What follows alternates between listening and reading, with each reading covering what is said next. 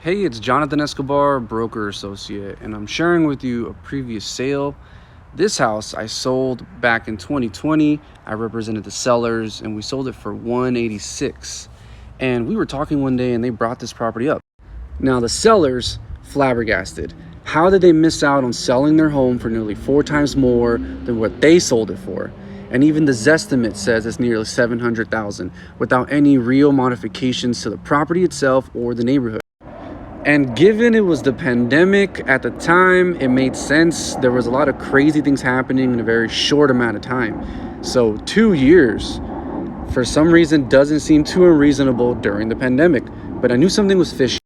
And I specialize in the greater Sacramento area. Again, I sold this listing. I know the neighborhood. I know that comps like this one are not reflecting this sales price of $700,000. I know that it wouldn't appraise at this value. And I'm like, how is this happening? How? So it's already hard to trust people in real estate.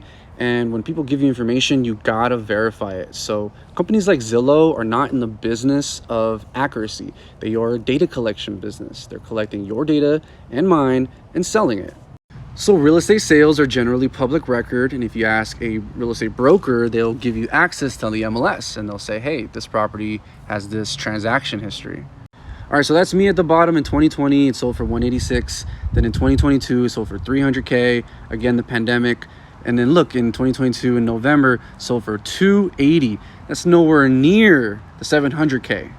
And this is a Zillow only thing because the multiple listing service that we use here is called MetroList, and it's correct. We have the right sales price. And this is not the first time I've seen Zillow do this, and I'm sure it's not going to be the last time. Getting screwed in real estate is easy, especially when you need it right the first time. If you're not working with the right people, if they're not giving you the right information, you're gonna get screwed. So reach out to me if you're in Northern California, all things real estate.